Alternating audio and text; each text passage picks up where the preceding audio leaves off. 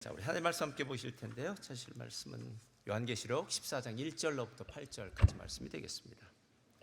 계시록 14장 1절로부터 8절까지 말씀입니다. 우리 다 같이 한 목소리로 독해 올리겠습니다. 계시록 19장 1절로부터 8절입니다.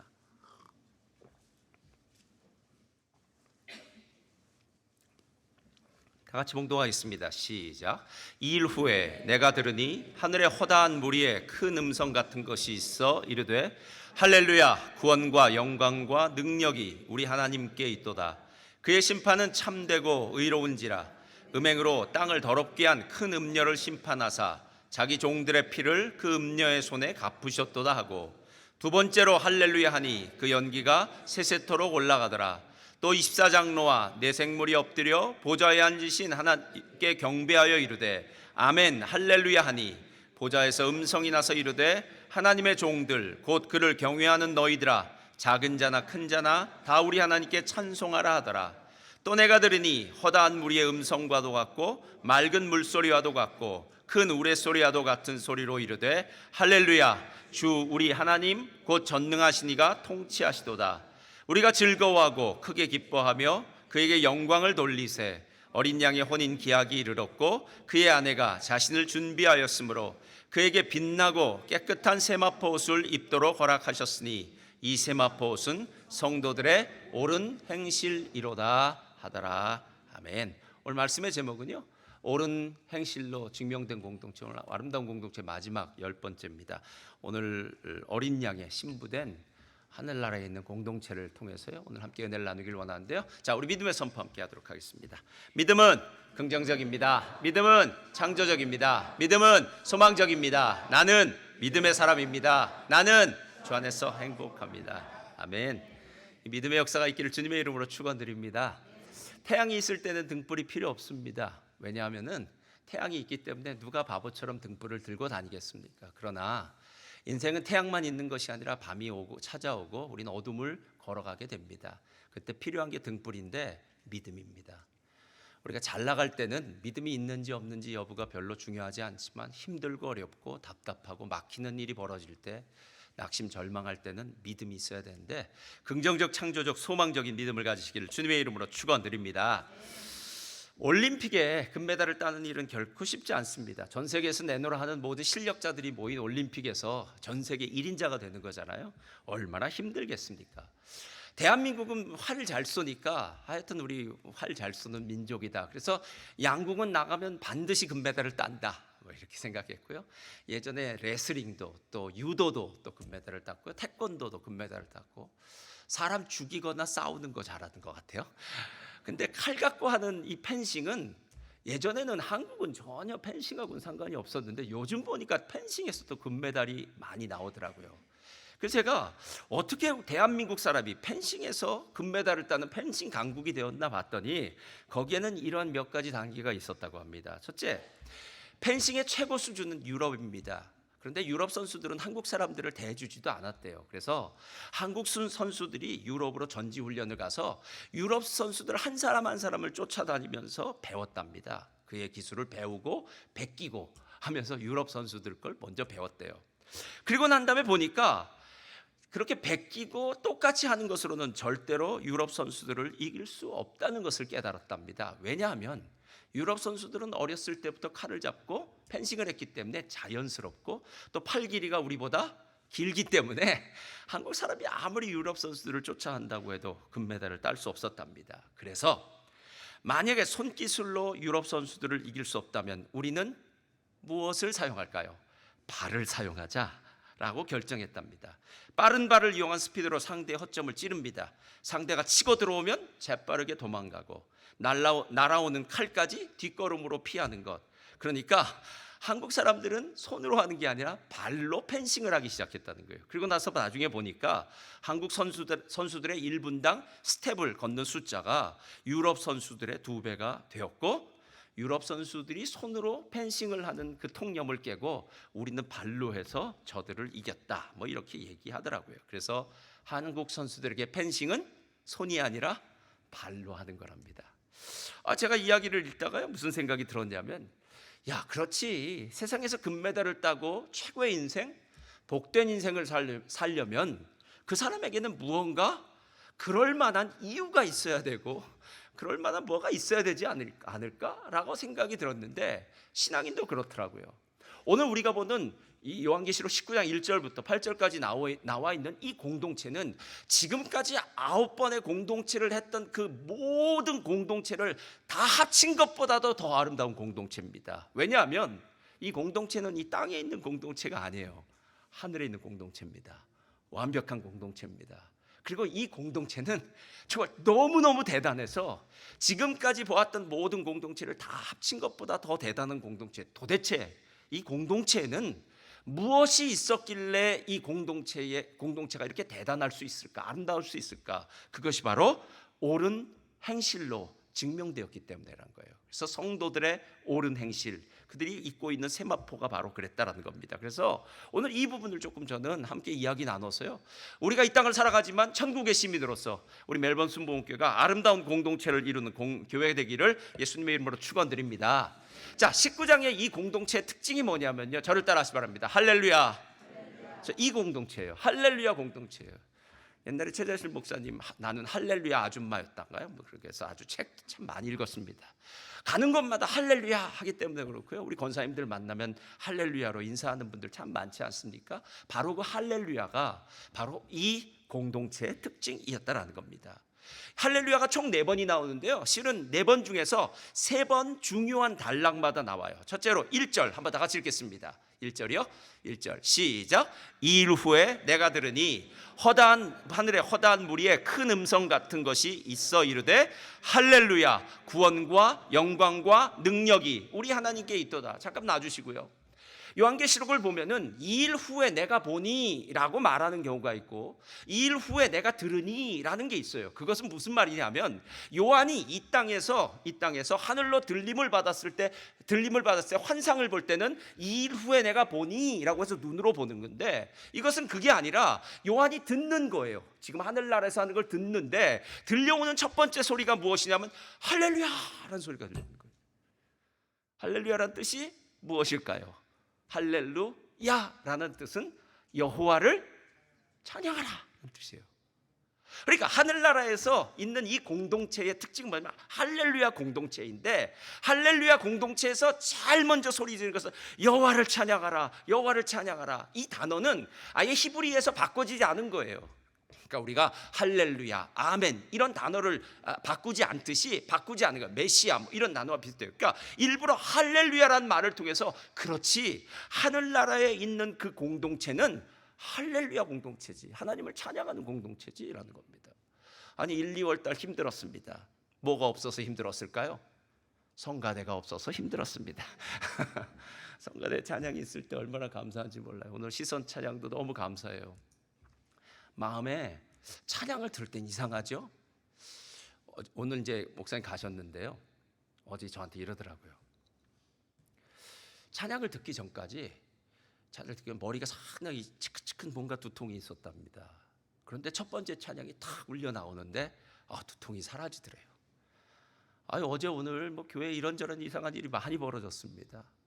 그래서 이런 일이 왜 벌어지나 막 생각할 정도로 성도님들 가운데도 벌어지고 갑작스러운 일들이 막 벌어지고 하는데, 그 모든 일 가운데 우리가 다시 한번 찬양하는 것, 할렐루야 하는 것, 이 찬양 드릴 때 하늘문이 열려지고 하나님 나라의 놀라운 영광이 우리한테 임할 줄 믿습니다. 그래서 하늘의 허다한 무리, 이건 구원받은 백성들이, 이 사람 모두는요 할렐루야로 다 마음을 하나가 된 거예요. 할렐루야. 그래서 여러분 4월에 우리 할지 안 할지 모르겠네요. 그 할렐루야 찬양을 너무 어려워서 할렐루야 부활 핸델의 메시아를 안 할 것 같은데 그거 하면 다 일어나서 또 다들 일어나잖아요. 그래서 할렐루야 할렐루야 할 때 그때 하는 찬양 같다는 거예요. 근데 한 번으로 안 끝나요. 두 번째가 나와요. 4절 한번 펴주세요. 4절 다 같이 읽겠습니다. 시작. 또 24장로들과 내 생물이 엎드려 보좌에 앉으신 하나님께 경배하며 이르되 아멘 할렐루야. 자, 누구를 향해서요? 보좌에 앉으신 하나님. 그런데 누가 찬양을 하냐면 24장로는 신구약 교회의 대표자예요. 구약에는 12지파, 신약에는 12사도, 교회의 기둥과도 같은 기초석이에요. 그리고 난 다음에 내 생물은 하나님의 천사예요. 그러니까 하늘나라에서는 우리만 구원받은 사람만 찬양하는 것이 아니라 그 교회가 찬양을 하는 것이고 천사들이 찬양하는 거예요. 그래서 하늘나라에 올라오면 웅장하게 울려 퍼진 놀라운 역사가 있다는 겁니다. 제가 교회 건물에 대해서 생각해 보니까요, 또 뭐 교회 이런 일도 있고 저런 일도 있을 때마다 생각하잖아요. 호주에서 교회, 뭐 외국에서 교회는 대부분 그럴 거예요. 근데 한국도 그렇더라고요. 제일 문제가 주차 문제예요. 그렇죠? 이거 뭐 자동차를 타고 왔는데 주차장이 없으면 큰 문제가 아닙니까? 그런데 또 하나는 소음의 문제예요. 교회는 언제나 쿵쾅쿵쾅쿵쾅 찬양을 하기 때문에 만약에 옆집이 있으면, 제가 예전 교회에 있는데 그 옆집이 2층짜리 집이었는데요, 어느 날 주인이 저를 불러서 자기 집에 가보자 그러더라고요. 그래서 갔지요. 그랬더니 우리 성전하고 자기 침실하고 맞부딪혔더라고요.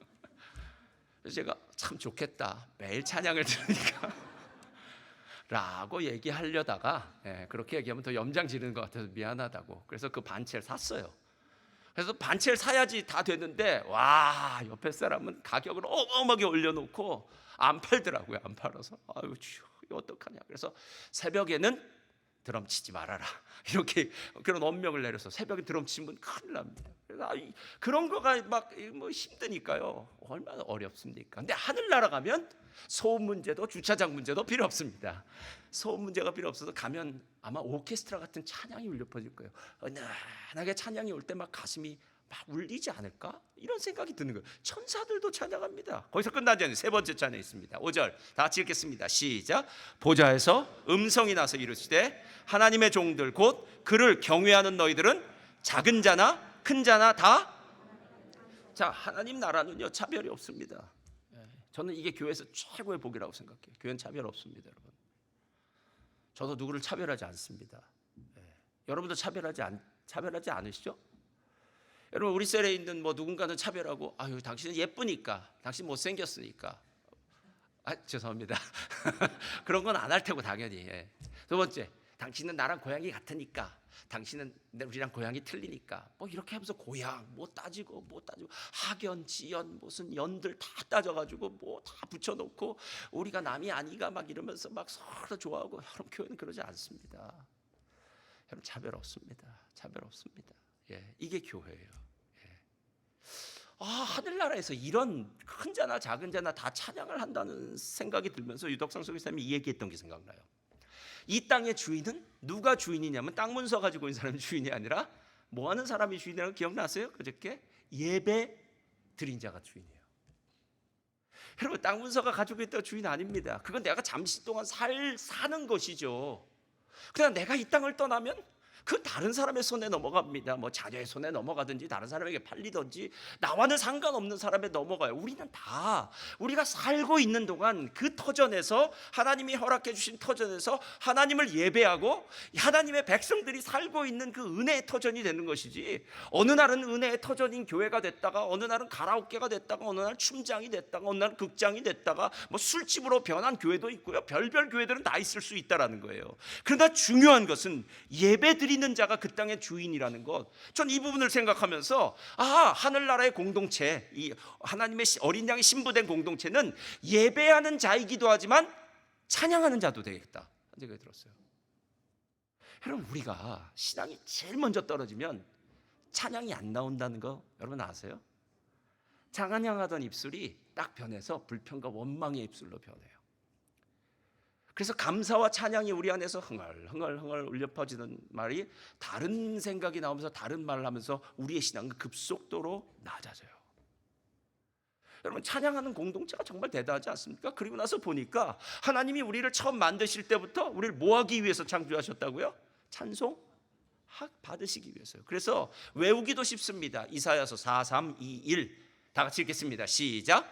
이 백성은 내가 나를 위하여 지었나니 나를. 그러니까 여러분이 이 세상에서 딴 일 안 하셔도 돼요. 실은요. 그러니까 이론적으로는 겁니다. 실질적으로 난 찬양만 하겠습니다, 이건 아니지만 이론적으로는 그래요. 이 말이 무슨 뜻이냐면 나는 하나님을 찬양하겠습니다. 이것이 나의 삶의 목적입니다. 이 찬양은, 찬송을 한다는 건요, 그냥 소리를 올려서 찬양이 아니라 삶이 찬양이 돼야 되고 감사의 찬양이 돼야 되는 거예요. 여러분, 예수 하나님이 우리를 구원하기 위해서 자기 아들 예수의 피값으로 구원해 주셔서 우리에게 생명 주셨는데 여기다 또 뭘 더 필요로 하십니까, 여러분? 예. 하나님이 전부를 주셨어요. 복의 근원이십니다. 하나님은 예수를 주셨습니다. 그런데 우리는 예수는 일단 주머니에 넣고 이건 다 받은 것 같으니까 주머니에 넣겠습니다. 그리고 저는요, 우리 아이가 잘 됐으면 좋겠고요, 뭐가 잘 됐으면 좋겠고요, 돈을 잘 벌었으면 좋겠고요, 건강했으면 좋겠고요, 맨날 이거 원하는 거예요. 근데 그런 기도를 드리다가 막상 주머니에 있는 주님을 잃어버리는 거예요, 우리는. 예. 여러분, 오늘 이 이야기가 진짜 중요해요. 왜냐하면 하나님이 천지를 창조하실 때부터 마지막까지 하나님이 원하는 하나님의 공동체는, 아름다운 공동체는 찬양하는 공동체구나 하는 생각이 드는 거예요. 그런데 이사야서 43장 21절은 찬양하는 이유에 대해서 그 앞절 2절에서 3절에서 이렇게 얘기해요. 19절부터 이렇게 얘기해요. 보라, 내가 새 일을 행하리니. 다 같이 읽겠습니다. 시작. 보라, 내가 새 일을 행하리니 이제 나타낼 것이라. 너희가 그것을 알지 못하겠느냐. 반드시 내가 광야의 길을, 사막의 강을 내리니 장차 들짐승 곧 승냥이와 타조도 나를 존경할 것은 내가 광야의 물을, 사막의 강들을 내어 내 백성 내가 택한 자에게 마시게. 이 이야기가 참 재미있는데요. 이걸 신학적으로는요, 새창조 신학이라고 얘기해요. 자, 하나님이 천지를 창조하셨어요. 완벽하게 창조하셨어요. 사람도 완벽해요. 그래서 사람에게 자유의지를 주셨습니다. 자유의지는 로봇은 가질 수 없는 거예요. AI도 가질 수 없습니다. 자유의지라는 것은요, 내가 선한 것도 선택할 수 있고 악한 것도 선택할 수 있어요. 오늘 여러분 교회 오는 것도 선택할 수 있고 안 오는 것도 선택할 수 있어요. 근데 중요한 것은 여러분 교회 오는 거 선택하신 거예요. 할렐루야. 하나님 예배 자리를 선택하신 거예요, 여러분. 예. 하나님은 인간을 하나님처럼 만드셨어요. 완벽하게요. 그리고 하나님이 복 주셨어요. 생육하고 번성하고 충만하고 정복하고 내가 지은 모든 세상을 다스려라. 여러분, 우리를 사장 만들어 주셨다고요. 사장. 예. 얼마나 감사합니까? 그런데 인간이 타락함으로 말미암아 그 사장됨이죠, 그 주권을 다 빼앗겨 버렸어요. 땅은 인간과 함께 이제 탄식하고 고통하기 시작했어요. 이게 우리가 살고 있는 세상이에요. 목사님, 목구멍이 포도청입니다. 이민 와 보니까 정말 힘들게 일합니다. 맞습니다. 한국 같으면 이런 일 안 했을 텐데 이민 와서 몸 써서 일하시는 분들 얼마나 힘드시겠습니까? 이제 나이도 40대고 50대고 하면 몸이 약해지고 힘들어지는데 더 이상 내가 이렇게 몸 써서 하는 일 계속 할 수 있을까? 염려되고 걱정되기도 합니다. 여러 가지 일들이 있어요. 근데 그 모든 것들은 타락한 세상에 살고 있는 인간을 향한 하나님의 저주였어요, 여러분. 그래서 너희의 이마에 땀이 흘러야, 열심히 땅을 파야, 열심히 일해야 먹고 살아. 그래서 어떤 사람이 만약에 열심히 일해서 먹고 산다고 하면 그 사람은 타락한 세상에 속한 사람이에요. 그런데 어느 날 하나님이 새 일을 행하셨어요. 새 일이 뭐냐 하면 광야의 길을, 사막의 강을 내요. 광야는 사람이 살 수 없는 곳입니다. 길이 없는 곳이에요. 근데 하나님이 길을 내신답니다. 로마는 모든 길을 로마로 통한다 그러잖아요. 로마가 그렇게 길을 잘 닦았어요. 그래서 로마의 그 권세가, 로마 원로원이죠. 원로원의 모든 정치 권력이 그 길을 따라서 모든 로마 제국에 퍼질 수가 있었다고요. 길을 만든 것은 그건 쉬운 일이 아닙니다. 어마어마한 일이에요.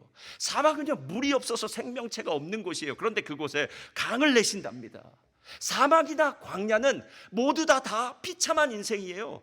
여기는 살 수 없는 인생입니다. 생명 없는 죽음이 지배하는 곳이었어요. 그런데 어느 날 하나님이 죽음이 다스리는 인생에 찾아오셨습니다. 길을 내십니다. 강을 내십니다. 할렐루야. 며칠 전인가요? 어느 집사님과 얘기하다가 본인이 아이를 가진 얘기하시더라고요. 우리 집사님들 중에도 이렇게 IVF죠. 시험관, 아기 하신 분들도 하신 분들도 여럿 있고, 또 아기를 갖고 계신 분도 있고, 또 아이가 없는 분도 있을 수 있습니다. 아기가 있고 없는 건 중요한 거 아니에요. 근데 이분이 그렇게 얘기하더라고요. 오랫동안 결혼했는데도 아기가 없으니까 이제 우리 시험관 아기를 하자라고 이렇게 생각을 하려고 딱 이제 예약도 해놨는데 딱 임신이 됐다는 거예요. 와, 얼마나 감사하겠어요. 그렇게 태어난 아이가 지금 초등부에 있습니다. 할렐루야. 근데 그분이 그렇게 얘기하시더라고요. 그 아이만 보면 얼마나 감사한지 모릅니다, 이러더라고요. 여러분, 자녀 보면 다 감사하죠. 막 사는 자녀 말고 공부 열심히 하고 말 잘 듣는 자녀 보면, 그러나 자녀 보면 다 감사한데 이분에게 더 감사한 이유는 그 갈망이 있었던 거예요. 내 삶 가운데 하나님 이런 은혜를 달라고 하는 갈망이 있었어요. 하나님을 찬양하는 이유는 두 가지예요. 하나는 하나님이 어떤 일을 행하셨기 때문에 찬양해요. 그래서 예를 들어서 하나님 저에게 집을 주십시오 했는데 딱 집이 생겼어요. 찬양하죠. 하나님 이번에 우리 자녀가 어느 대학에 보내주세요. 그런데 딱 갔어요. 그럼 찬양하는 거죠. 하나님 제가 지금 몸이 안 좋은데 이 몸을 고쳐주세요. 그때 몸이 고침받았어요. 하여튼 어떤 기도 제목이든 하나님께서 응답해 주셨을 때 우리는 그걸 하나님을 찬양해요. 그래서 하나님의 행하신 일을 찬양합니다. 그게 나쁘다는 게 아니에요. 그거 좋아요. 당연합니다. 그래서 새롭게 하소서가 이렇게 조회수가 많은 거예요. 하나님이 하신 일. 그러나 진짜 찬양은 그게 아니에요, 여러분. 진짜 찬양은 하나님이 나 같은 사람을 긍휼히 여기셔서 하나님의 인자하심과 하나님의 사랑으로 나에게 그 일을 행해 주셨다는 하나님의 마음이에요. 하나님의 성품이에요. 그러니까 어떤 때에는 하나님이 나에게 필요한 것들을 안 주셨어요. 세상 사람들 같으면 왜 나한테는 안 줘? 다른 사람들한테 다 주면서 왜 나는 이래? 라고 얘기할 때 하나님이 그 마음 가운데 하나님 뜻이 있겠지. 하나님 나를 구원하시고 하나님 사랑하셨지. 하나님 언제나 좋은 거 주시는 분이지 라는 마음이 들면 나는 지금 기도의 응답은 받지 못했고 내가 원하는 것들은 갖지 못했지만 하나님이 주신 하나님의 그 성품 때문에 감사할 수 있다는 거예요. 오늘도 찬양하지 않았습니까? 무화과 나뭇잎이 마르고 포도 열매가 없으며 감람나무 열매 그치고 논밭에 식물이 없으며 외양간에 송아. 아니 제가 그거 여러분 함부로 부르면 안 됩니다. 왜냐하면 그거는 총체적인 난국이에요. 그러니까 예를 들어 외양간에 송아지가 없더라도 밭에는 식물이 나야 돼요. 뭐 그렇지 그럴 거 아니에요, 여러분. 예. 근데 이건 총체적인 난국이에요. 다 없어요. 그러나 오늘 하박국 뭐라고 얘기합니까? 난 여호와로 즐거워하리. 난 여호와로 즐거워하리. 난 구원의 하나님으로 인해 기뻐하리라. 이건 성품 때문에 기뻐하는 거예요. 여러분 하나님이 우리 안 사랑하는 사람 없습니다. 제가 말씀드릴게요. 하나님이 안 사랑하는 사람은 밖에 있습니다. 교회 밖에. 그러니까 안 사랑한다기보단 하나님의 사랑을 모르는 사람은 지금 교회 밖에 있고요. 지금 이 자리에 앉아있는 저와 여러분은 모두 다 하나님이 구원하시고 하나님 사랑하는 자예요.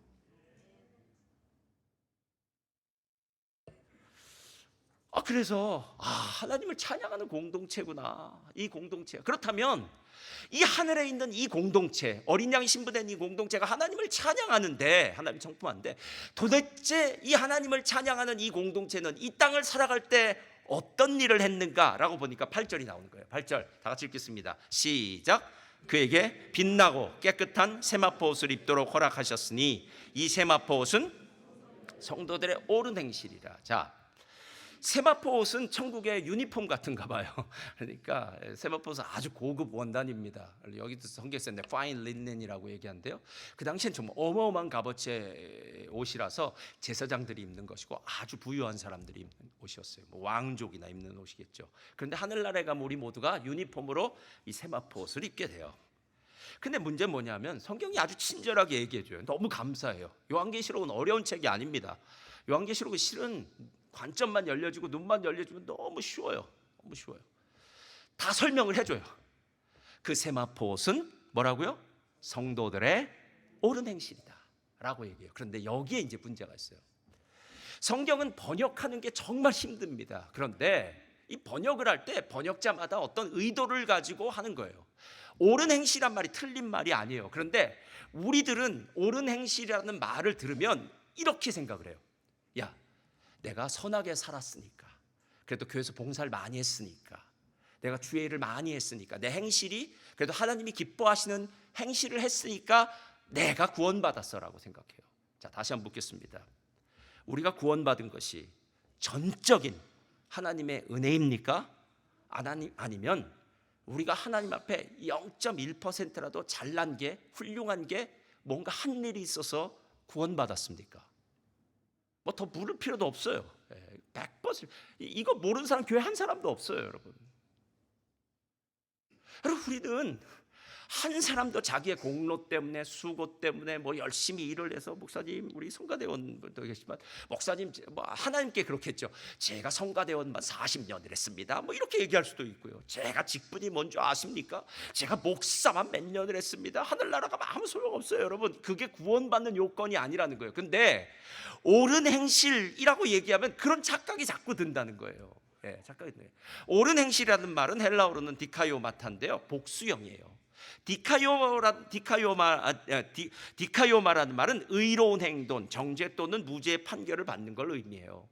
근데 이 단어가 나온 게 아주 의미심장하다고요. 이게 뭐냐면 하나님의 의가 우리에게 전가된다고 얘기한대요. 마치 내가 부모님과 함께 놀이동산을 가면 부모님이 티켓을 사도 바이원 겟원 프리로 그 자녀들은 함께 놀이동산에 들어갈 수 있듯이, 예수님이 나를 위해 십자가에 죽어주셨다는 그 사실, 즉 예로 예수님의 완벽한 의로운 행동이, 내가 예수님의 손을 잡고 예수님과 함께 가다 보니까 예수님의 그 의가, 의로움으로 내가 덧입혀지고 나도 예수님과 같은 사람이 됐다라는 거예요. 이걸 칭의라고 해요. 칭의. 그러니까 부모님 손에 함께 손잡고 가면은 비행기는 안 되네요, 요즘은. 놀이동산 같은 데는 바이온 겟온 프리 있잖아요. 그 얘기를 하고 있는 거예요. 이 옳은 행실이란 것은 무슨 뜻이냐면, 예수님이 옳은 행실을 한 그것을 내 마음에 받고 내가 그 옳은 행실을 가슴에 품고 기억하고 자랑하고 살고 있는가라는 거예요. 여러분, 신앙생활에서 가장 힘든 게 뭔지 아십니까? 제가 보니까 신앙생활에 시험 드는 거예요. 저는 시험은 쉬운 시험 없다고 생각합니다. 시험이 쉬우면 변별력이 없어서 그건 시험이 아니에요, 여러분. 만약 애들한테 시험을 치르게 했는데 모두 100점을 맞는다면 그런 시험 뭐하러 봅니까? 예. 시험은 변별력이 있어야 돼요. 시험은 어려워요. 근데 시험이 어려워요. 근데 여러분, 시험 때에 필요한 건 한 가지밖에 없어요. 뭐밖에 없습니까? 이 시험을 통과하려면 뭐가 필요해요? 미음으로 시작해요. 2글자예요. 어디까지 얘기 드릴까요? 믿음. 그렇잖아요, 여러분. 시험을 통과하려면 믿음이 필요하죠. 어떤 믿음이요? 하나님이 나에게 이 일을 허락하신 이유가 있을 거야 라는 하나님을 향한 믿음이 있어야 될 거야. 아니, 그러니까 세상에 우연히 이런 시험이 내 삶에 다가와서 하나님도 손 쓸 수 없고 하나님의 통제 바깥에 있는 시험이 나에게 다가온다면 그건 하나님이 아니죠, 여러분. 하나님이 온 천지 만물을 다스리시고 우주를 주관하신다고 말은 해놓고 내 삶 가운데 있는 시험은 하나님이 하나도 몰랐어. 미안해, 내가 그때 잠시 화장실에 갔었는데 그때 사탄이 너한테 왔나 보다, 뭐 이런 얘기 할 필요 없다는 거예요. 하나님이 모르는 일, 하나님이 허락하지 않는 일은 없어요, 여러분.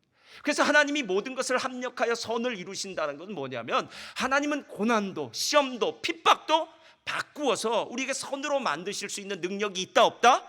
있다 아닙니까, 여러분? 시험 받을 때 가장 필요한 건 예수님을 향한 믿음이에요. 무슨 믿음이 필요합니까? 예수님이 나의 죄를 위해 십자가에 죽으시고 부활하셨으니까 나는 이제 예수님 때문에 하나님의 자녀 됐어. 그거 아닙니까, 여러분? 그리고 하나님의 자녀는 누가 책임지십니까? 하나님 책임지시는 거 아닙니까? 두려워하지 말라, 염려하지 말라. 여러분, 이런 소리가 뭐 성경에 300 몇 번이 나왔다고 하는데 안 세봤으니까 전 모르겠는데요, 두려워 말라는 말이 얼마나 많이 나와 있습니까? 염려하지 말라는 말이 얼마나 많이 나와 있습니까? 감사하라는 말이 얼마나 많이 나와 있습니까? 내가 책임진다는 말, 하나님이 하신 말씀 중에 책임진다는 말 정말 많아요, 여러분. 그 얘기예요. 우리가 정말로 어렵고 힘든 그 시험 기간을 건널 때 우리는 예수님의 십자가 믿음 꽉 붙들고 가는 거예요. 사단은 계속 건드려요. 야, 하나님이 진짜 너를 살아가신데 그렇게 너만 그렇게 힘들게 만들어? 다른 사람들은 다 잘 나가는데 왜 너는 어려워? 너는 왜 건강도 그렇게 문제가 있어? 넌 가정에도 어렵네? 아유, 너 하나님이 안 좋아하시는 것 같아? 이런 사단의 소리가 들려올 때마다 아니야, 하나님 나를 사랑하셔, 나와 함께 하셔, 하나님의 뜻이 있어. 여러분, 이렇게 고백하는 거 아닙니까, 여러분? 예. 실은 우리의 선한 행위가 아니라 하나님을 붙들었던 사람이 누구냐면 이 사람들인데, 오늘 우리가 본 19장의 이 사람들이 요한계시록에 쭉 나올 때 그 예수님 붙들고 순교한 사람들이에요. 끝까지 버틴 사람들이에요. 그래서 천국에 간 거예요. 그래서 제가 아까 읽진 않았어요. 이런 거 읽으면 너무 시간이 많이 걸려요. 첫 번째 할렐루야 할 때 뭐라고 한 줄 아십니까? 2절에 그의 심판은 참되고 의로운지라 음행으로 땅을 더럽게 한 큰 음녀를 심판하사 자기 종들의 피를 그 음녀의 손에서 갚으셨도다, 이렇게 얘기해요. 이거 짐승 사탄을 이거 멸하셨다는 얘기예요. 우리 피값을 갚아주셨다는 거예요. 보좌에서 연기가 막 나요. 그건 왜냐하면 하나님이 드디어 세상에 있는 모든 악을 물리치시고 우리에게 하나님을 찬양하게끔 만드셨다는 얘기예요. 이 놀라운 은혜요. 이 놀라운 은혜요. 마태복음 22장에는 천국 비유를 할 때 예수님이 이 세마포와 비슷한 걸 얘기해요. 거긴 예복이라고 나와요. 근데 똑같은 세마포일 거예요. 이런 얘기예요. 왕이 어느 날 아들의 잔치를 벌입니다. 결혼 잔치예요. 야, 왕이 아들의 잔치니까요, 이제 손님을 초대하겠죠. 사람들을 초대해서 종들을 불러서 초대장을 보내서 옵니다. 그런데 마태복음 22장에 이 동네에 사는 사람들은 어떤 사람인지 몰라도 와, 참 대단해요. 보낸 그 왕의 종들을요, 신하들을 죽이기도 해요. 그리고 안 가요. 그러니까 왕이 열이 막 받습니다. 왕이 열이 받아요. 그래서 군대를 보내서 그 사람들을 다 진멸해요. 살인한 자들을. 그리고 난 다음에 이렇게 얘기해요. 한번 읽어볼까요? 22장 10절 다 같이 읽겠습니다. 시작. 종들이 길에 나가 악한 자나 선한 자나 만나는 대로 모두 데려오니. 자, 이제 더 이상 누구누구 따지지 않습니다. 뭐 유대인은 훌륭하고 이방인은 아니고 이거 없어요. 다 만나는 데나 악한 자나 모든 사람 데려와라. 그래서 자리가 채워져요. 근데 그 다음에 문제가 있어요. 그 다음 11절 다 같이 읽겠습니다. 시작. 임금이 손님들을 보러 들어올세 거기서 예복을 입지 않은 한 사람을 보고 이르되 친구여 어찌하여 예복을 입지 않고 여기 들어왔느냐 하니 그가 이건 정말 모르겠어요. 왜 그랬는지. 이건 저도 이해가 안 가요. 근데 분명한 사실은요, 이 사람은 이 다음 구절에 바깥으로 쫓겨나서 어두운 곳에 쫓겨나서 슬피 울며 이를 갈미 있어요. 이 자리에 더 못 있어요. 그러니까 잠시 함께 어설프게 있기는 해요. 그래서 천국에 함께 있지 못한다는 얘기를 해요. 이게 좀 무섭죠. 마태복음을 보면 이런 얘기를 해요. 열매를 보고 알리라. 좋은 나무에서 좋은 열매를, 나쁜 나무는 나쁜 열매를 맺는다.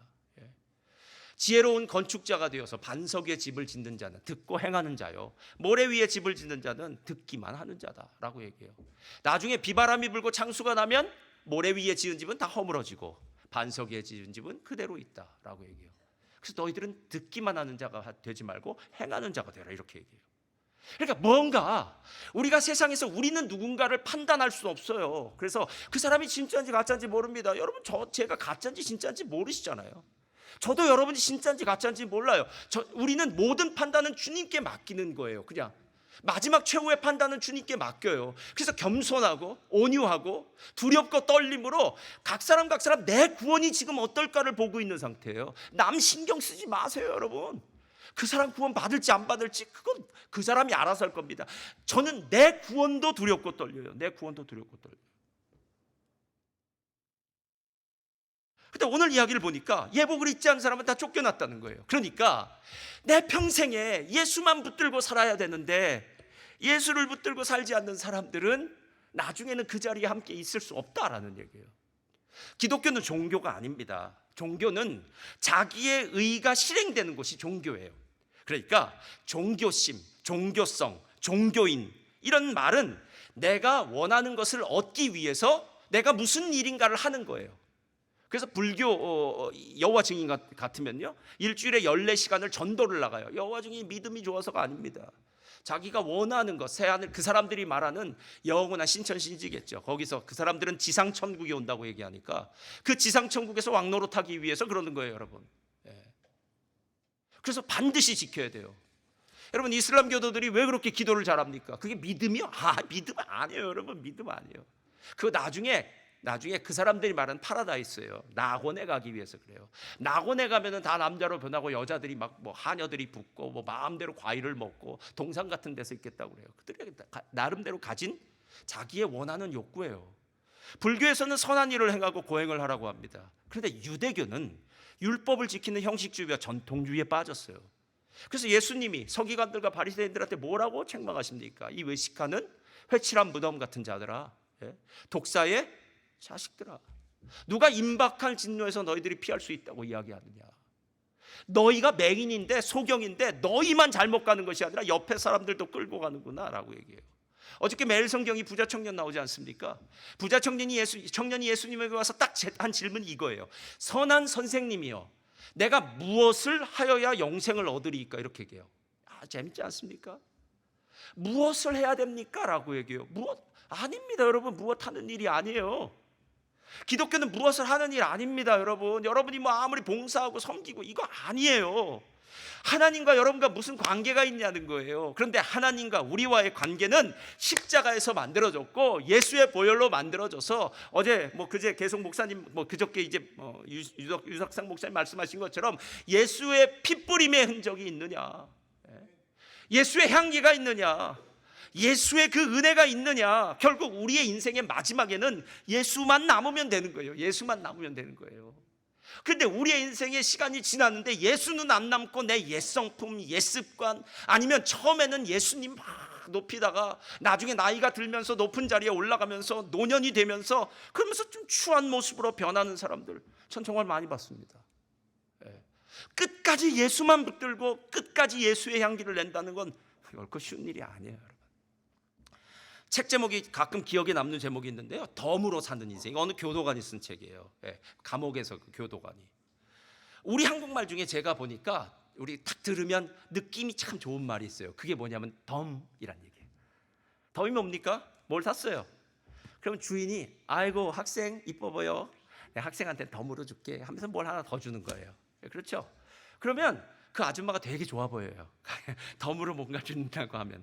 덤은 이 나라 말로 하면 보너스겠죠? 엑스트라. 근데 덤이라는 말이 좋아요. 왠지 덤으로 준다 그러면 느낌 자체가 그냥 공짜로 무엇인가 받는 것 같아서 참 좋아요. 여러분, 그리스도 예수를 믿는 사람들의 인생은 덤으로 사는 인생 아닙니까? 여러분, 아무리 잘 살아도 어차피 7, 80년, 90년 다 죽습니다. 그리고 제가 보니까 삶의 질로 따지면은요, 70이 지나서 80이 지나서 정말 삶의 질이 좋을 거라고 생각하는 건 착각입니다. 제가 알고 있는 정말 믿음 좋은 우리 집사님 한 분 계셨어요. 이분이 대령으로 예편하셨는데요, 평생을 군인으로 사셨어요. 교회 올 때도 양복을 입고 매일 다려입고. 제가 그분 집을 신방했습니다. 샴푸병, 린스병 모두 일렬로 줄 서 있더라고요. 이분이 얼마나 대단하냐 하면은 자기 일지에 세금 내는 거 뭐 내는 것도 다 정리해 놓고, 그분이 어느 날 한국을 이제 1년에 한 번씩 한국 가시면 저한테 와서 보고를 하고 갑니다. 목사님, 제가 한국에 몇 월 며칠부터 몇 월 며칠까지 다녀있습니다. 그래서 보고를 하고 가요.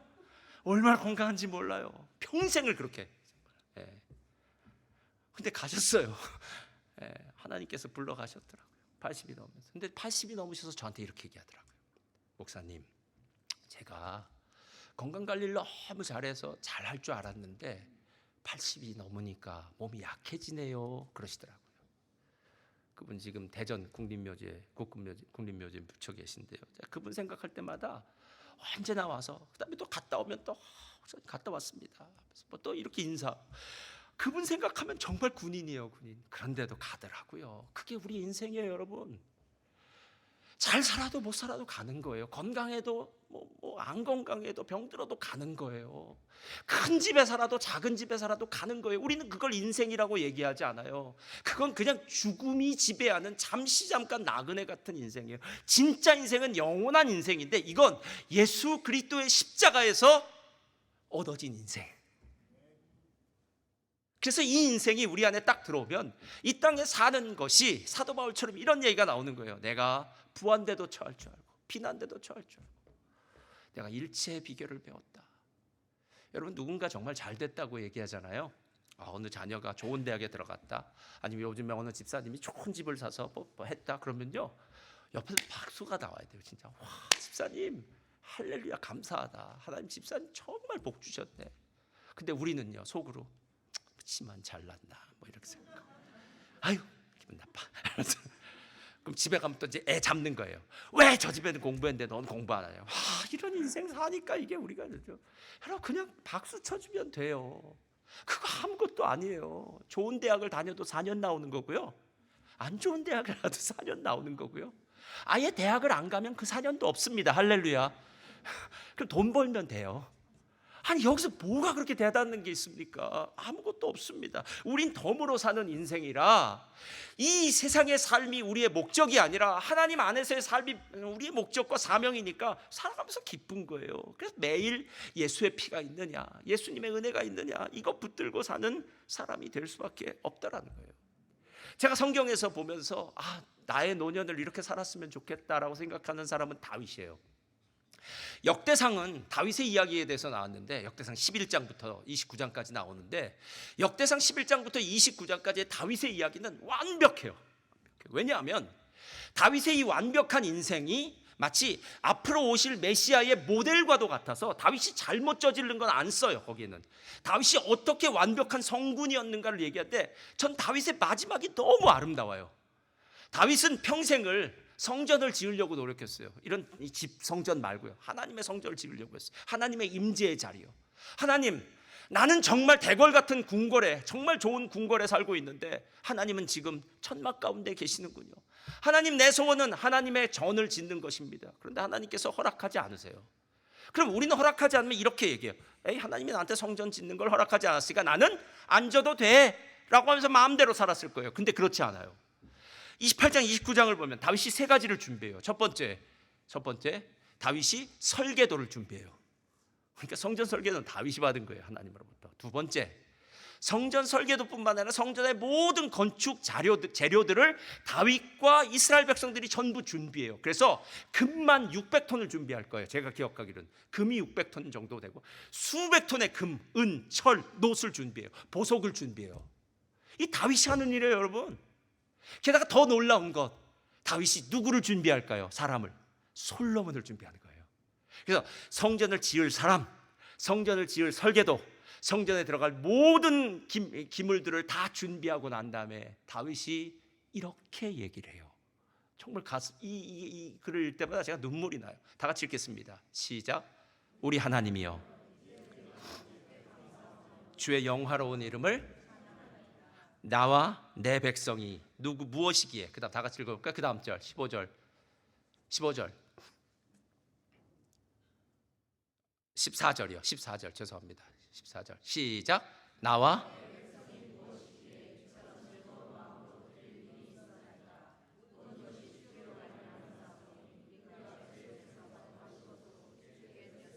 제가 물어보겠습니다. 여러분 생명 여러분 것입니까? 그렇다면 여러분이 주인입니다. 여러분이 오시고 싶은 때 오시고 가시고 싶은 때 가시면 돼요. 그리고 그 날짜 묘비는 여러분이 스스로 만들면 됩니다. 1970년 몇 월 며칠, 여러분이 오시고 싶은 날짜였으니까 갈 날짜도 미리 적어 놓으십시오. 그리고 그날 가시면 됩니다. 근데 안 돼요, 여러분. 오는 날짜도 내가 원해서 온 게 아니잖아요. 제가 왜 여기 왔는지 모르겠어요. 할렐루야.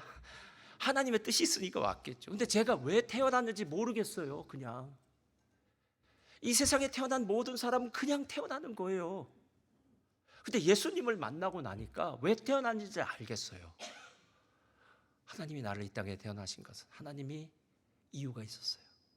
나를 통해서 하나님의 영광이 나타나고 하나님이 지으신 이 세상을 창조한 이 세상을 내가 다스리게 하고 내가 축복의 통로가 되어서 다른 사람을 살리고, 이게 생명이에요, 생명. 자, 여러분 자녀, 실은 엄마와 아빠가 결혼해서 자녀가 낳았다고 이야기하지만 실은 여러분 원하는 그 자녀입니까? 아니에요. 그것도 하나님 주신 거잖아요. 잠언서는 이렇게도 얘기하더라고요.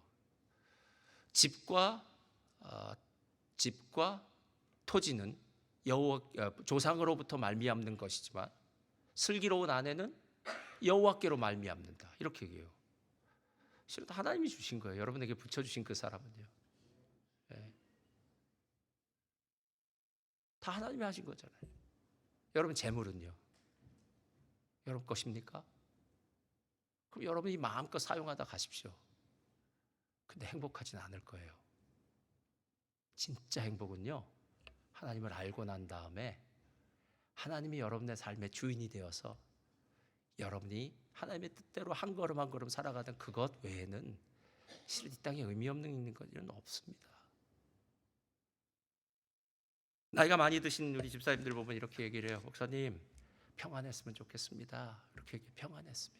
근데 그 말이 맞아요. 아무 일 없이 평안한 게 안 쉽더라고요. 살다 보니까 건강에 적신호가 울려 퍼지고요, 자녀의 삶에 문제가 생기고요, 갑자기 교통사고가 나기도 하고요, 갑자기 교회에 뭐 이런 일이 벌어지기도 하고요. 무슨 일은 안 벌어지겠습니까? 근데 생각해 보니까 지난 몇 달 동안 아무 일 없이 지나온 거예요. 여러분, 건강할 때 사람이 건강을 체크하지 않습니다. 근데 그렇게 살아온 시간을 감사하진 않더라고요. 우리 교회에도 있는데, 마지막으로 제이드 그리어 목사님 어느 날 대학교 졸업반이었는데요, 심야 비행기에서 한 하버드 여학생을 만나요. 그래서 전도를 합니다. 전도를 하면서 복음을 전하다가 이렇게 얘기합니다. 나는 나의 삶을 예수님께 온전히 드렸습니다. 나는 평생 그분을 전하면서 살 거예요. 이렇게 얘기해요. 그랬더니 최고의 지성이 모였다고 하는 그 하버드 여학생이, 하버드에도 당신같이 그렇게 삶의 목적의식, 삶에 대한 강한 확신과 목적의식 갖고 있는 사람 없는데 어떻게 그렇게 강한 목적의식을 갖고 있냐고, 대단하다고 그래요. 그래서 그녀에게 예수님을 그럼 당신 구주로 영접하시겠습니까? 그랬더니 거절을 하더라는 거예요. 그래서 그 하버드 여대생한테 이렇게 말합니다. 요한복음 14장 6절을 얘기해줘요. 내가 곧 길이요 진리요 생명이니 누구든지 나로 말미암지 않고는 아버지로 갈 수가 없다. 이렇게 얘기했더니 그 하버드 여학생이 아주 화를 냅니다. 그러면서 이렇게 얘기했대요. 설마 하나님께로 가는 길이 하나밖에 없다는 말을 하는 것은 아니죠? 그런 오만하고 편협한 말은 난생 처음 들어보네요. 요즘에도 하나님께로 가는 길이 하나밖에 없다고 생각하는 고집불통이 있다니 믿어지지 않습니다. 이렇게 얘기하고 콧방귀를 끼는 거죠. 그때 이 비유를 들었는데요, 저는 제이디 그리어 목사님의 이 비유가 제일 좋아요. 만약 지금 기장이 관제탑 이야기를 듣잖아요. 비행기를 타고 가면. 그럼 관제탑에서 뭐라 그래요? 자, 뭐 비행기는 이제 뭐 몇 번 활주로로 들어와라, 뭐 사인이 나야 들어오는 거 아닙니까? 그런데 이 기장이 이렇게 얘기하는 거예요. 야, 나 저 오만한 관제탑 아주 꼴배기 싫어. 나더러 매번 자기가 좋아하는 저 좁은 콘크리트 활주로에 착륙하라고 하잖아. 저건 저 녀석의 길이지 내 길은 아니야. 나는 내 생각이 있고 열린 조종사니까 오늘은 이 비행기의 기술을 시내 뱅크 오브 아메리카 건물 꼭대기에 안착시킬 거야. 이런 멍청한 얘기하는 사람과 똑같다는 거예요. 여러분, 예수 그리스도 외에는 길이 없습니다. 예. 삶의 진짜 행복은 예수님밖에 없습니다. 왜 내 삶에 자꾸 문제가 일어나나요? 그건 그 삶의 문제를 통해서 주님을 더 깊이 알아가라는 주님의 사인이에요, 여러분. 예. 그럼에도 불구하고 계속해서 반복해서 주님을 알아가지는 못하고요, 신앙은 매일 겉돌아요. 여러분, 제일 바보 같은 사람이 어디입니까? 여기서 제가 만약에 시드니를 차 타고 간다면은요, 매번 제가 체크하는 거는요, 시드니 몇 킬로 남았나, 그것만 체크하면 되잖아요. 제가 가고 있어요. 그랬더니 800이 600 되고 600이 500 되면 내가 맞는 길 가는구나라고 얘기해요. 근데 800이에요? 좀 더 갔는데 820이에요. 이게 무슨 일? 근데 890이에요. 잘못됐네? 그러죠. 그래서 조금 가다 보니까 750. 이제 제대로 맞았구나. 그래도 또 800? 이건 길이 아니에요, 여러분. 예수님 믿고 그렇게 신앙생활하는 것은 오늘 세마포를 입은 사람들, 옳은 행실이 아니에요. 이 사람들은 끝까지 인내하면서 예수만 붙든 사람이에요. 고난 가운데 나는 주님 붙들고 갈 거야. 주님의 이름으로 승리할 거야.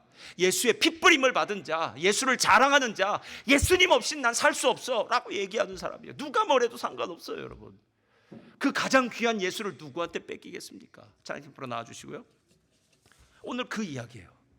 마지막 하나님 나라의 어린 양의 공동체는요, 옳은 행실은 예수님 붙들고 끝까지 간 거예요. 예수님이 십자가에서 우리를 위해 행하셨던 그 일을 가슴에 새기고 가는 거예요. 그래서 예수님만 생각하면 감격스럽고 감사한 마음이 드는 거예요. 사람이 보이면 안 됩니다, 여러분. 환경이 보이면 안 됩니다. 자꾸 여러분의 눈을 가리울 거예요. 이것도 필요해, 저것도 필요해, 왜 이게 없을까, 저게 없을까. 아니에요, 여러분. 우리 주님 다 갖고 계십니다. 그 주님의 능력, 예수님 붙들고 마지막까지 승리하시기를 주님의 이름으로 축원드립니다.